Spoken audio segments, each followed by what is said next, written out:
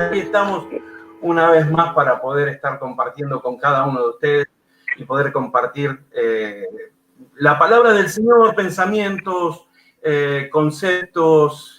No voy a estar solo, voy a estar con un pastor, un queridísimo pastor, muy conocido, muy famoso él, pero no solamente eso, sino que es un hermoso siervo de Dios que nos va a estar acompañando y vamos a estar charlando junto con él, y seguramente ustedes lo conocen, y si no lo conocen, se los presento. Bienvenido, Pastor Néstor Golucio, muchísimas gracias por estar. Mientras vamos sumando al Pastor Néstor, ¿cómo te va, Néstor? Un gusto tenerte nuevamente con nosotros. Un gozo poder compartir con ustedes este rato, a hacerlo así en vivo, con una modalidad un poco que no estamos acostumbrados, pero con la convicción de que estamos haciendo un aporte para todos los que están también viendo y escuchando este vivo. Sí, son nuevas, como hablábamos recién antes de empezar a transmitir, son nuevas tecnologías, nuevo tiempo, nuevas cosas que nos tocan vivir, que nos toca experimentar, con lo cual nos lleva por ahí a muchos, nos ha desafiado a avanzar en este sentido, porque si no nos quedamos atrás y no sabemos para cuánto tiempo más tendremos de esta manera. Exacto. Bueno, yo creo que vos todavía estás en una edad de los que manejan la tecnología mejor que los más veteranos como yo, pero de cualquier forma todos nos tenemos que adaptar, porque lo importante es que la obra del Señor sigue, la obra del Señor avanza, y aunque tengamos que adaptarnos a nuevas modalidades, el espíritu de poder estar extendiendo el reino de Dios es lo que verdaderamente vale, ¿no? Así que bueno, contento de compartir con ustedes. Yo soy un poco... Te escucho. Que yo soy un poco más joven, pero igual me cuesta. Me ayuda que tengo hijos, bueno, un hijo joven y una hija preadolescente, que mi hija, le tengo que preguntar, hija, se me puso toda la pantalla negra del teléfono. Ah, papá, invertiste los colores. Y le habla al teléfono y el teléfono hace lo que ella le dice. A mí no me hace caso el teléfono, a ella sí. Es que es así. Pero bueno, son las cosas que nos tocan vivir en este nuevo tiempo que nos toca pasar, ¿no? Tal cual, es así. Bueno, antes de comenzar a charlar, Néstor, yo quisiera darle la bienvenida a algunas personas que se van sumando, que se van agregando a esta transmisión. Por ejemplo, Ever, que Dios te bendiga. Ever es uno de los tecladistas de nuestra iglesia, y está haciendo un trabajo el otro día de pintura, se fracturó una pierna. Ever, que Dios te bendiga y que te sane esa pierna. Micaela Espinosa también nos está mirando. Dios te bendiga, se escucha recortado, me dicen, así que vamos a tratar de mejorar ese tema. Bueno, mi esposa también está conectada. Verónica Benavides está también desde Grumben. Bendiciones, Vero. ¿Quién más? Bueno, mi suegra, la pastora Ana Gianfrini, también está conectada. Dios la bendiga. Estoy en la casa de ella, por una cuestión de señal de internet. Estamos en la casa de ella, porque en casa la señal se pierde, así que estamos tratando de mejorar todo eso, por lo cual esperemos que se haga mejor y se mejore el tema del sonido. Lorena Juncos también, que Dios te bendiga. Jerónimo Córdoba nos está viendo desde Buenos Aires. Es el papá de un varón de aquí de la iglesia, así que también le damos la bienvenida a él. Diego Bruto también nos está mirando. Diego es un discípulo de Pablo Rosuchowski, que seguramente lo conoces. Así que es un discípulo de la guitarra. Así que bueno, ahí me dicen los chicos que se está escuchando mejor. Así que bueno, me alegro que se escuche un poquito mejor la transmisión. Era la idea de poder compartir con el pastor Néstor Golucio, que es apóstol también de la Red Apostólica Pueblo Nuevo. La Red Apostólica Pueblo Nuevo, Néstor, ¿desde dónde hasta dónde abarca? Bueno, la Red Apostólica es en realidad una red de comunión de diferentes congregaciones. En este momento estamos en 7 provincias de la República Argentina y también en la República de Bolivia. Es una red de relación, te decía, entre congregaciones que fundó la Iglesia Pueblo Nuevo y también, y esto es bueno decirlo, congregaciones que se unieron a nuestra red de diferentes denominaciones, tanto aquí en Bahía Blanca como en el resto del país, donde el objetivo es profundizar la comunión, la relación, establecer contactos para estimular la paternidad espiritual en los ministerios pastorales, de alguna manera ofrecer los recursos y los, podríamos decir, instrumentos y las herramientas espirituales para avanzar. Así que bueno, esto que comenzó hace 25 años, cuando nos hicimos cargo de una congregación en Azul, por la gracia de Dios fue avanzando y hoy ya son 42 congregaciones con sus correspondientes pastores, tanto iglesias como obras misioneras, que se extienden en diferentes provincias, Tucumán, Córdoba,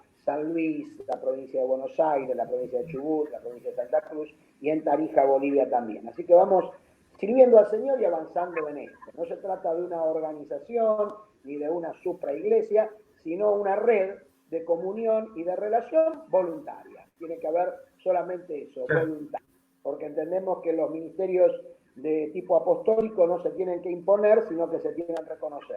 Se tienen que reconocer. Por eso es que estamos avanzando en esa dirección, con el aval, por supuesto, y el envío y el sostenimiento espiritual y material de la iglesia de acá, Pueblo Nuevo de Bahía Blanca, que tiene sus pastores, y fundamentalmente yo también estoy en una función apostólica desde hace unos años atrás.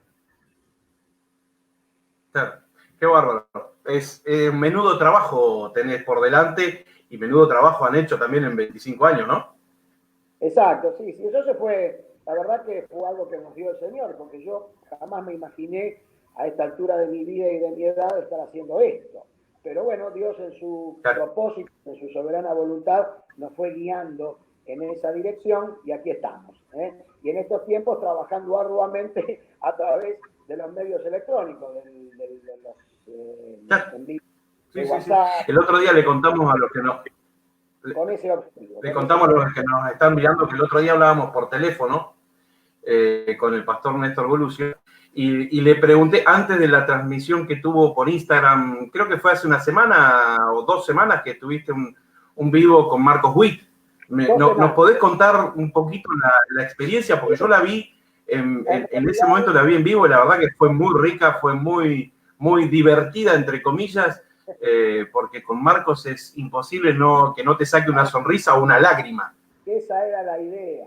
La idea era no estar haciendo una charla técnica ni de amplio contenido ministerial, aunque hubo muchos tips importantes que podemos recalcar de lo que habló Marcos, pero de una charla. Nosotros, si bien es cierto que hace muchísimos años que no estábamos juntos, las veces que él ministró y que vino en Bahía Blanca, marcando eventos que son hasta el día de hoy recordados como emblemáticos, como históricos, hacía mucho tiempo que no nos teníamos la oportunidad de charlar y bueno, por intermedio de un contacto, hice contacto justamente con una de las secretarias y a partir de allí pudimos establecer este vínculo y gracias a Dios salió muy bien, muy, muy emotivo, muy cálido y que cualquiera puede ver, que obviamente tenga la aplicación de Instagram para bendición. Fue un refresco del espíritu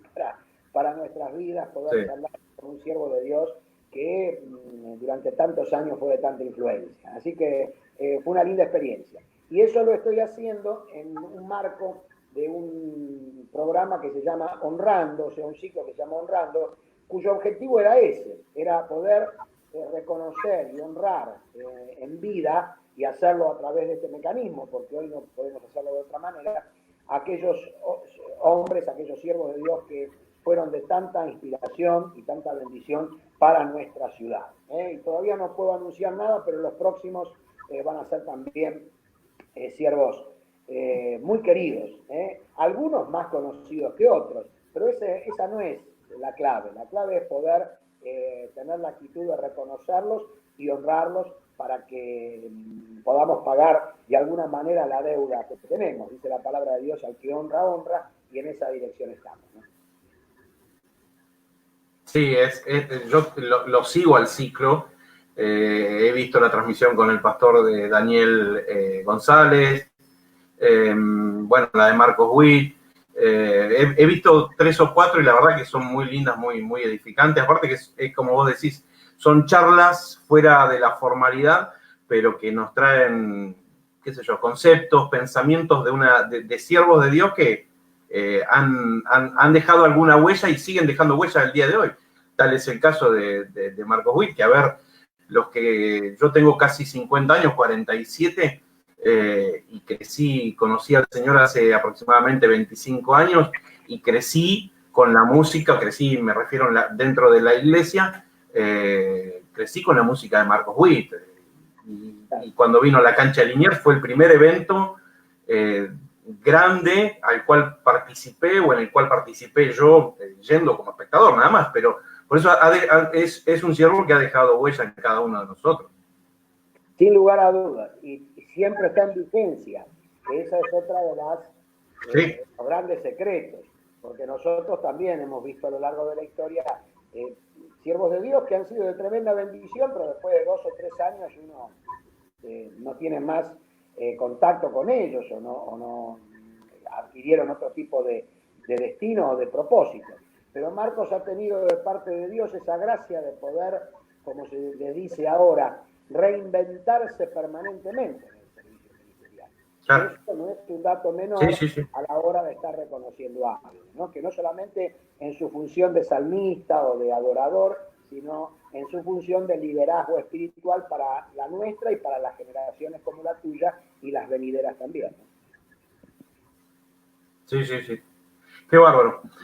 Néstor, para que vamos a saludar a algunos que se van agregando. Así continuamos. Bueno, Sandra también nos está mirando, Susana Casataro también, que creo que la persona que tengo acá al lado, Sergio, creo que es el que anda con toda esta parte tecnológica, creo que la conoce, Susana Casataro. Creo que cuando va a la casa le dice hola mamá, así que bueno, ahí Susana está mirando, ¿no? Susana está sano y salvo, Sergito, acá, Emanuel Perales también está mirando, Cristian Peña, bueno, Dios los bendiga. Y esperamos que esta charla también que tenemos con el pastor Néstor Golucio, pastor y apóstol Néstor Golucio, sea de bendición, porque sabemos que los conceptos que vierte, la experiencia de vida, aunque la experiencia nos sirve a muchos, es la experiencia personal, pero lo importante es las enseñanzas que nos puede dejar a los pastores quizás más jóvenes, ¿no? Y me recordaba hoy a la tarde cuando pensaba en que algunos temas, ya tenía algunas cosas de las cuales charlas con vos, Néstor, pero me acordaba que vos estuviste dentro del grupo, o al menos lo que yo tengo entendido, dentro del grupo de pastores que dieron inicio a lo que hoy es la confraternidad de pastores. ¿Es así, no? Mirá, no exactamente en el inicio. La confraternidad de pastores en Bahía se concreta, o sea, se funda, por decirlo así, en el año 1986, con muy pocos pastores, con 5 o 6 pastores. Creo que de los que quedan en vida, me parece, sin temor a equivocarme, que creo que queda el pastor Rubén Carrera y su hijo Jorge.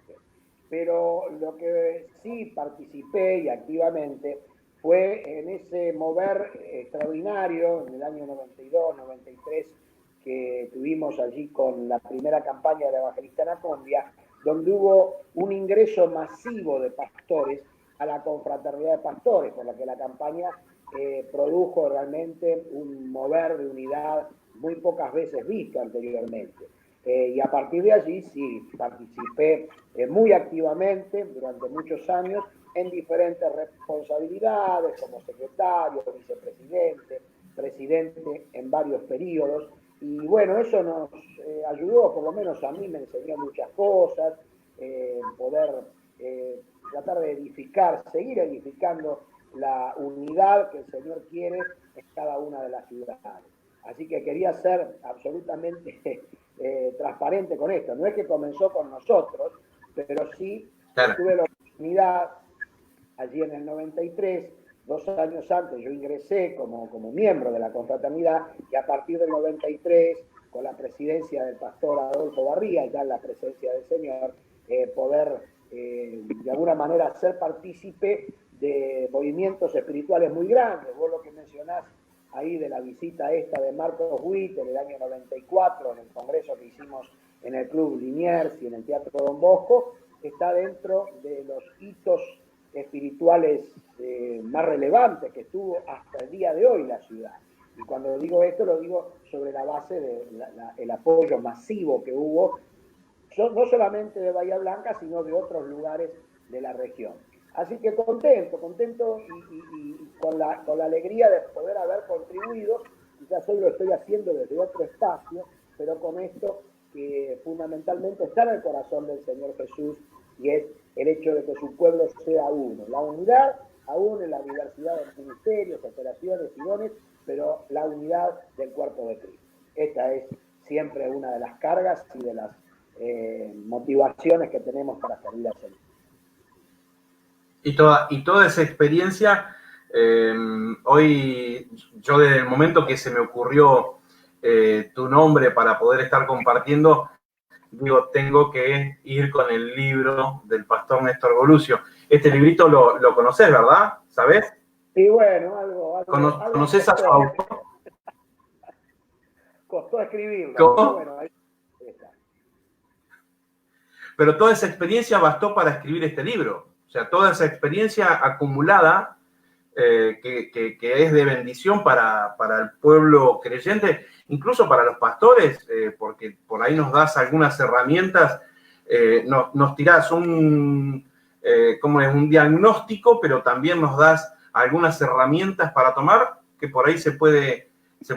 Contanos un poquito de qué se trata el libro. Yo ya lo estuve hojeándolo, te soy honesto, mentiría si diría que lo leí todo, no lo leí todo todavía, pero estuve hojeando el libro y tocas temas como, por ejemplo, por qué la gente se cambia de congregación, que es el principal, se llama Calecita de la Fe por ese motivo, ¿verdad?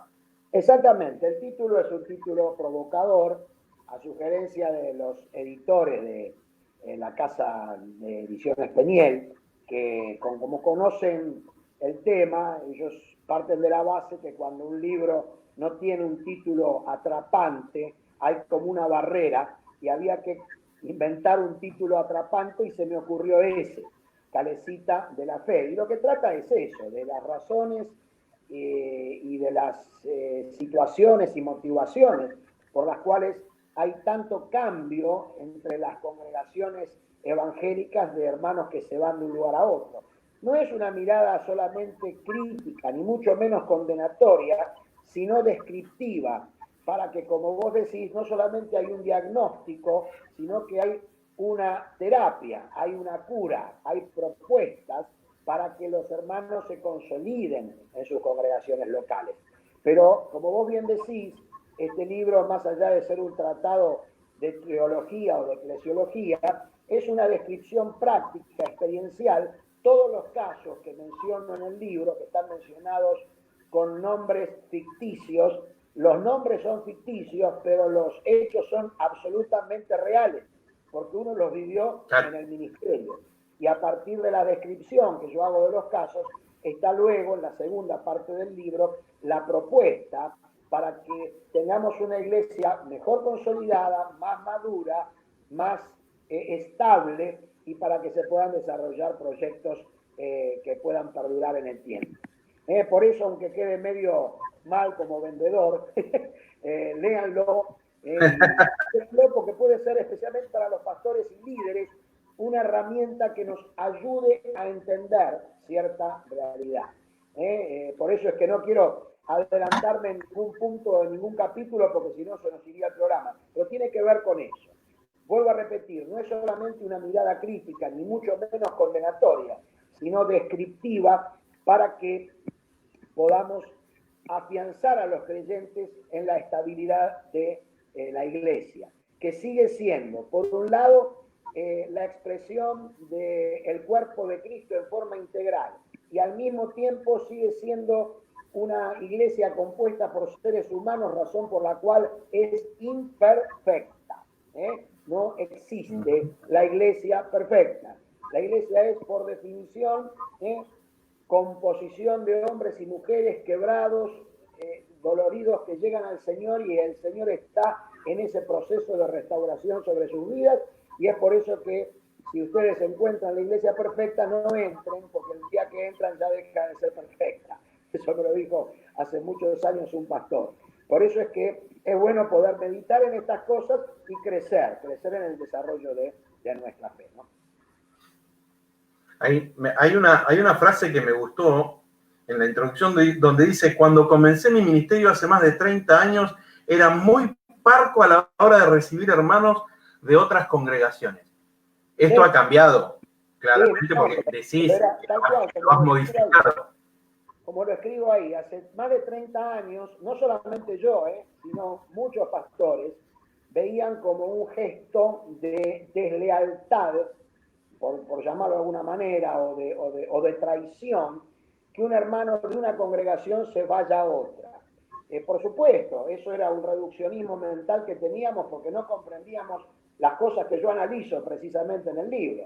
Hasta que un pastor me corrigió y me hizo ver que yo estaba equivocado, que yo tenía que ser consciente de cuando mi intención no es buscar gente de otras congregaciones, sino predicar el Evangelio. Lo normal es que cada vez que se establece un ministerio, va a haber personas que van a llegar a la congregación y que está de parte de nosotros poder analizar cuáles son las situaciones y poder ministrarlos y que no se rompan los puentes. Hay gente que se cambia de congregación y hace como hacía Hitler en la Segunda Guerra Mundial, dinamitaba los puentes para que los enemigos no se introdujeran. Nosotros somos hombres y mujeres que pertenecemos al reino de Dios, y el reino de Dios no dinamita puentes.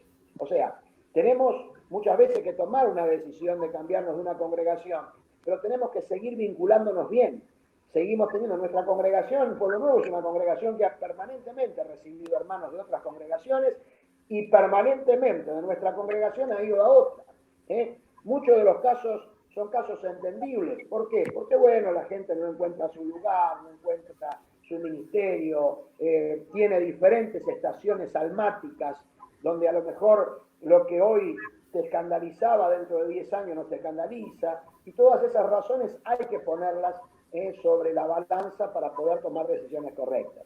Pero fundamentalmente hoy ya he cambiado porque me di cuenta de que dentro del plan de Dios, porque cuando venga el Señor no va a venir a buscar una denominación, va a buscar la iglesia en todo sentido, cada congregación tiene que ser con dinámica, aportadora de soluciones, y les tiene que dar herramientas a los creyentes para que avancen. Por eso es que de alguna manera hoy obviamente uno está en otra postura.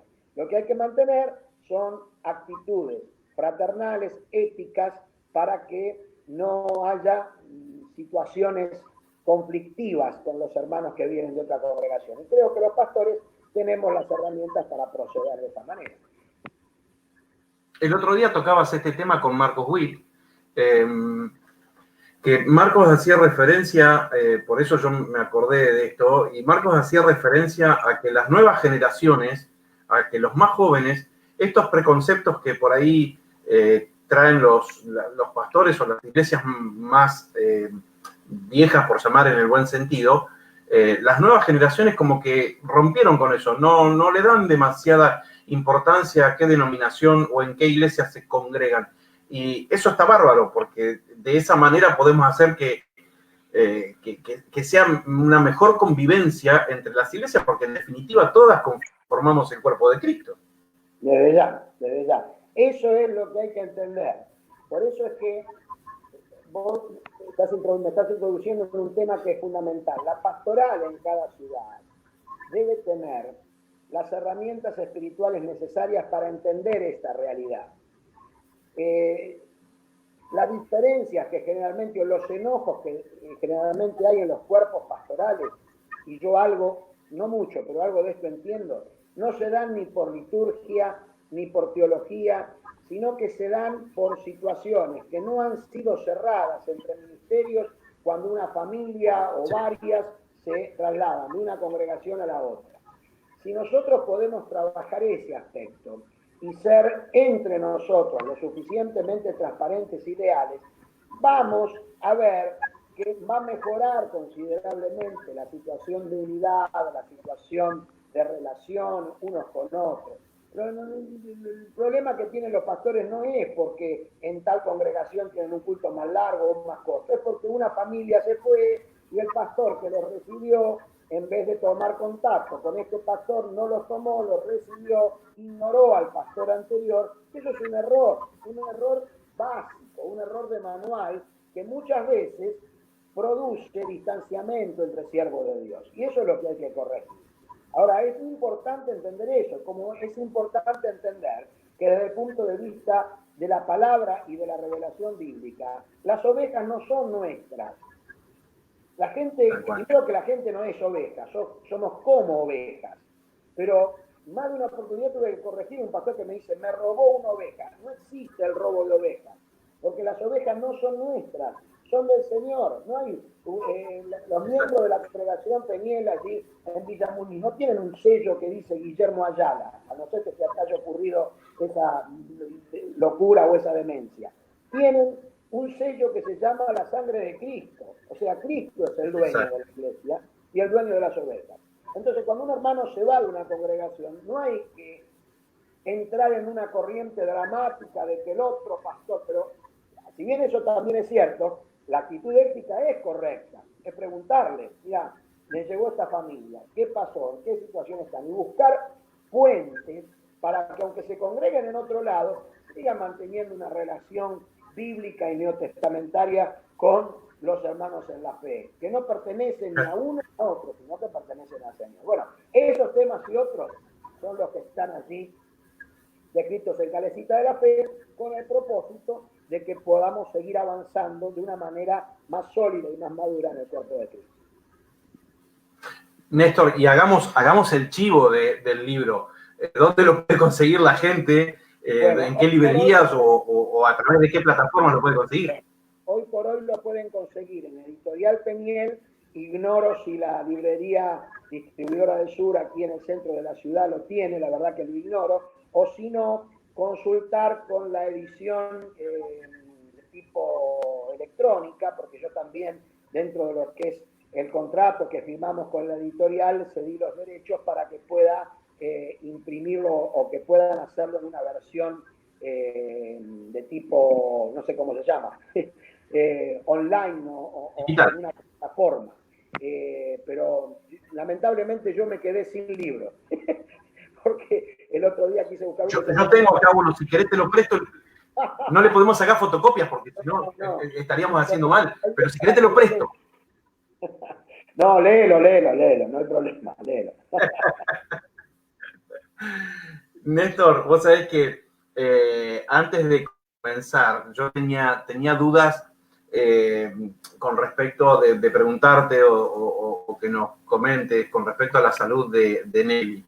Y bueno, me tomo esta atribución de preguntarte cómo está Nelly, porque sé que la iglesia, sé que hay muchas personas que están al tanto, pero hay muchas otras que no. Aunque sí las distintas iglesias de la ciudad hemos orado y seguimos orando por la recuperación de Nelly, que es una persona muy querida en la ciudad, ¿no? Así que, ¿cómo está ella? Bueno, ella tuvo... No nos interesa el detalle, pero sí está bien. Te entiendo. Ella, para los que no sabían, tuvo hace 3 años y 3 meses un accidente cerebrovascular de tipo hemorrágico que estuvo realmente durante un mes aproximadamente entre la vida y la muerte, y el Señor la libró, la recuperó. Quedaron secuelas. Una de las secuelas es el hecho de que no puede movilizarse por sus propios medios, pero no le afectó la parte cognitiva, no le afectó la parte de su razonamiento y de su inteligencia, gracias al Señor. Ella, dentro del cuadro que estuvo, que fue un cuadro muy grave, ella está muy bien en comparación a eso. Y hace unos meses también tuvo un pequeño susto también porque es una enfermedad o es una patología que es muy riesgosa con respecto a recaídas.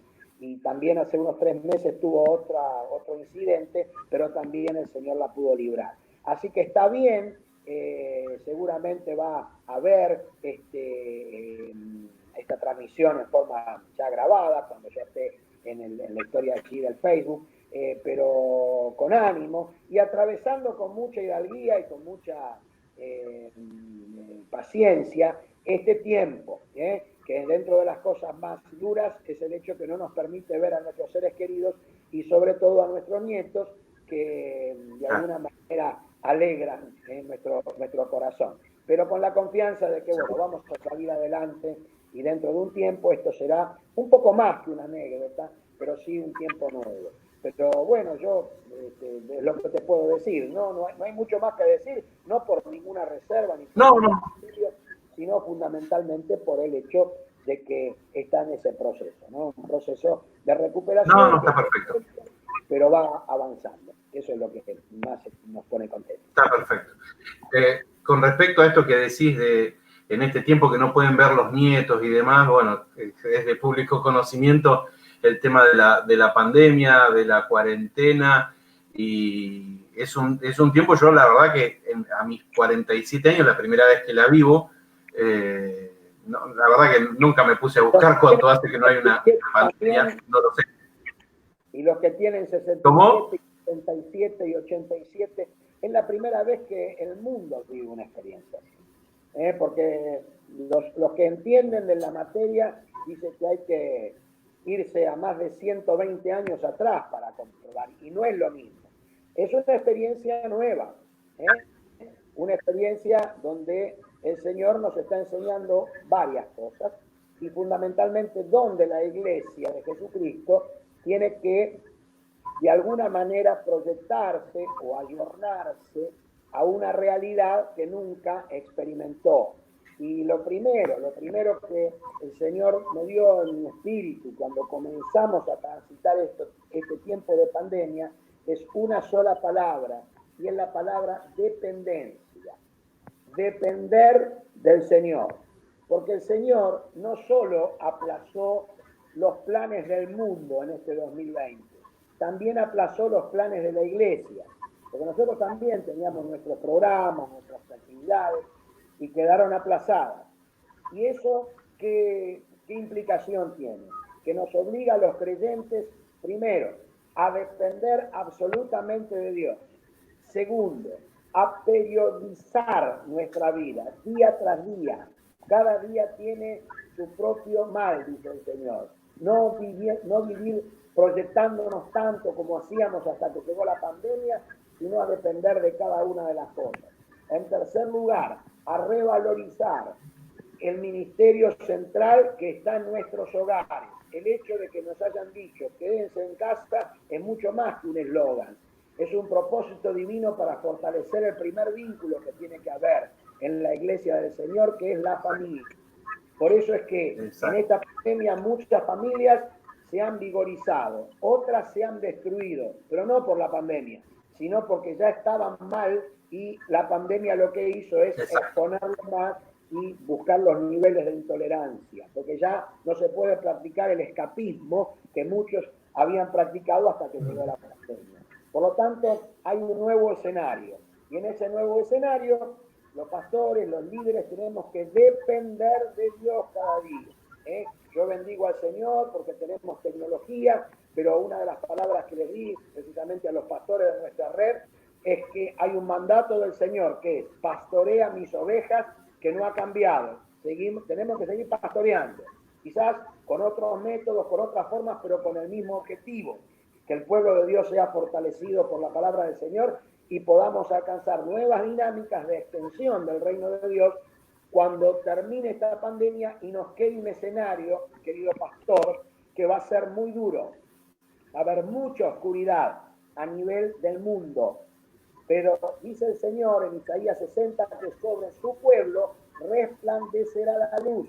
Y es allí donde la iglesia tiene que iluminar. Porque la corrupción, la pobreza y la inmoralidad no van a cambiar después de la pandemia. Va a ser peor todavía. Entonces, ahí es donde la iglesia tiene que iluminar, tiene que practicar su vocación de no esconderse, de proclamar la verdad, de proclamar que solamente en Jesucristo hay salvación y hacerlo sin importar las consecuencias.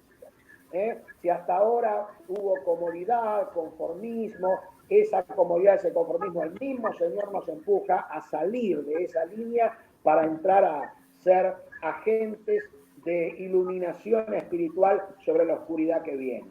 Así que yo no me preocupé mucho a establecer, a ver si la pandemia la provocó Dios o el diablo. Yo ya a esta altura de mi vida eso no me interesa.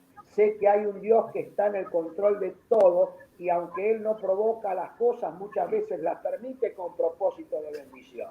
Y hay un propósito de bendición para su pueblo. Pero no nos hagamos ilusión de que el mundo va a cambiar. El mundo va a ser cada vez peor. Esto está profetizado.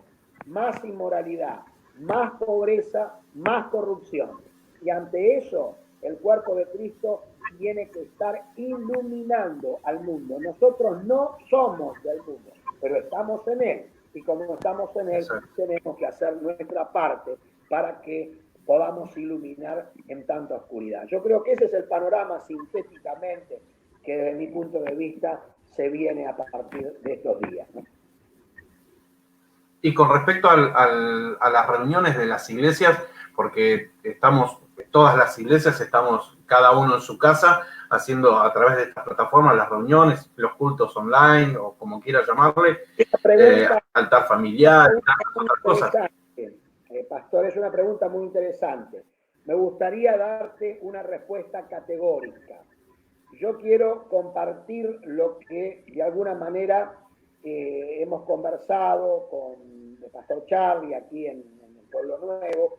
Nosotros queremos ser, en la medida de que no afecte los principios de Dios, obedientes a las autoridades civiles, municipales, provinciales y nacionales. Pero lo que no vamos a hacer es desarrollar programas de culto donde se excluye a la gente por su edad o por su condición física. Eso no lo vamos a aceptar. Y en ese sentido coincido con uno de los líderes mediáticos evangélicos que tenemos, que dice o todos o nadie, porque sería estar minando la unidad de la iglesia, decirle a la gente grande que no venga y decirle a los niños que no vengan. Pero todavía no sabemos nada de eso. Esa es la posición que vamos a tomar nosotros. Me agradaría, pero yo tengo muchas dudas sobre esto, que todos los evangélicos procedamos igual, pero no sé si va a ser así. Sé que hay diferentes posiciones, algo publiqué también en las redes sociales sobre este tema, hay diferentes posiciones, hay una nueva grieta entre los evangélicos por este tema, pero tenemos que ser conscientes. El Señor nos llama a la unidad, y como nos llama a la unidad, debemos ser muy cautos, Yo no quiero abrir juicio de valor político, pero si hay un caldo de cultivo para actitudes hostiles contra la iglesia, es este tiempo, es este caldo de cultivo. Espero equivocarme, pero entiendo dentro de lo que es mi experiencia que hay algunas señales de que si pueden pasarnos por encima en nuestros derechos de libertad para adorar al Señor, lo van a hacer.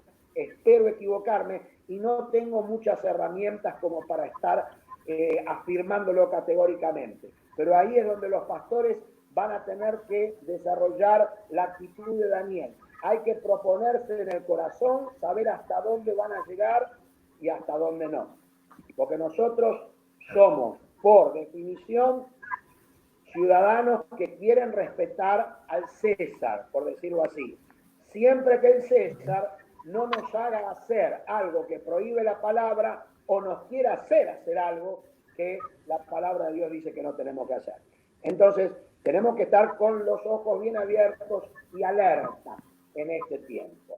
Obediencia civil, sí, pero que nos obliguen a hacer cosas que evidentemente van en contra de la voluntad de Dios, no.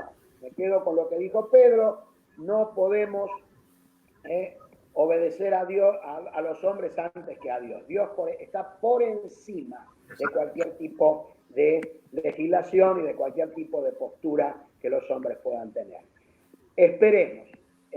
Todavía creo que es prematuro, pero te vuelvo a repetir, nosotros no estamos de acuerdo en que se habiliten cultos abiertos solamente para gente entre cierta edad y cierta edad y con proscripciones para la gente grande, para los que están enfermos.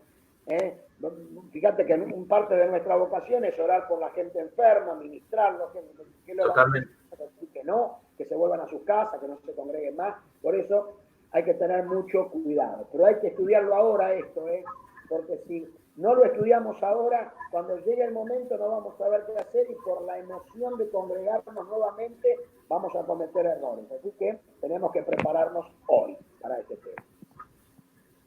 Exacto. Sí, por eso yo lo quería traer, que ya lo habíamos charlado, quería que charlemos un poco de eso, porque uno va viendo que se está haciendo todo una bola que yo no sé en qué va a terminar o cuándo va a terminar. No digo tampoco de rebelarnos y salir a rebelarnos de cualquier manera, pero sí tenemos que tener mucho cuidado al momento de que nos digan, podemos volver a tener reuniones, bueno, bajo ciertos protocolos, pero no discriminando gente. A ver, la iglesia, lo dijimos al comenzar. Querido Guillermo, ¿sabes cuál es el problema que estamos teniendo hoy? Y no me quiero con esto introducir científicamente en el mundo de la Constitución y de la política. Nosotros estamos hoy en un virtual estado de sitio que no fue declarado. Sí. El estado de sitio es un resorte constitucional que está en la Constitución Nacional, que lo puede declarar el presidente de la Nación ante un peligro exterior o un peligro interior. No se decretó el estado de sitio, pero hay ciertas cosas que el gobierno naturalmente, por prevenir este tema de las infecciones y de la pandemia y del COVID-19, ya estableció en el marco de la Constitución. La Constitución es la que legitima el hecho de tener libertad, de reunirnos, de tener culto, etcétera, etcétera, etcétera. Por razones políticas no se decretó el estado de sitio, pero estamos viviendo en un virtual estado de sitio. Los creyentes debemos tener paciencia porque también para las autoridades nacionales esto es nuevo y es difícil. Por eso es que, por un lado, yo quiero abogar por el hecho de poder respetar a las autoridades. Pero tenemos que poner las barbas en remojo y en decir hasta dónde es el límite. Hoy no es el momento más adecuado porque estamos ante una exponencial manifestación del COVID-19 y la cantidad de muertos, etcétera, etcétera. Pero también tenemos que considerar de que ya llevamos en pocos días más un centenar de días de cuarentena y hay que ser absolutamente cautos de que todos necesitamos un cambio en esa dirección. Pero bueno, mi oración, primeramente mi oración es que el Señor tenga misericordia y que esto se detenga. En el mientras tanto, tenemos que tomar algunas decisiones puntuales hoy para que cuando el día de mañana, ¿qué pasa? Esa es mi pregunta, ¿no? Hagamos un juego de imaginación. ¿Qué pasaría si la semana que viene o la otra hay un dictamen del gobierno provincial y de la municipalidad? Bueno, a partir de ahora puede haber cultos solamente en un 25% de la capacidad del templo, solamente para personas de 15 hasta 60 años. ¿Qué vamos a decir? Amén, gloria a Dios, y le vamos a decir a toda la gente grande. Primero, que si fuera así, yo ya no puedo participar. Pero le vamos a decir a la gente de no, quédese en su casa y ponga el dedito para ver el online, o le vamos a decir a los niños quédense en casa para preservarlos a ellos. No, eso no. Es preferible tardar 5 meses más y cuando se produzca la liberación, sea una liberación para todos. Porque si no, estamos minando algo que es mucho más importante, que la unidad de la iglesia y la composición espiritual de la iglesia, que como en tu caso, en mi caso y todos los casos en las congregaciones, tienen niños, tienen adolescentes, tienen jóvenes y tienen ancianos. Entonces eso hay que decidirlo ahora. Ojalá que nos pongamos de acuerdo. Ojalá que nuestros líderes denominacionales y interdenominacionales, líderes de Asiera y de nuestras denominaciones, tengan la lucidez necesaria para no cometer el error de estar pactando cosas que no son las más sabias. Vamos a orar por eso. Mientras tanto, esperemos. Ese es el consejo. Sí, totalmente de acuerdo. Totalmente de acuerdo. Bueno, Néstor, la verdad que ha sido muy lindo, muy edificante. Por ahí tenemos la oportunidad de juntos por ahí comunicarnos por teléfono y demás, pero yo quería compartirlo con la gente, con vos esta charla, y es de mucha edificación, de mucha bendición para muchos de nosotros, porque además nos tirás pensamientos y nos tirás conceptos en los cuales quedamos. Y tienes razón, es lo primero que pensamos. Así que desde ya te vuelvo a agradecer que te hayas tomado este tiempo para compartir con nosotros. Puedo danzar con libertad, porque soy su hijo, porque soy su hijo. Hoy puedo danzar con libertad.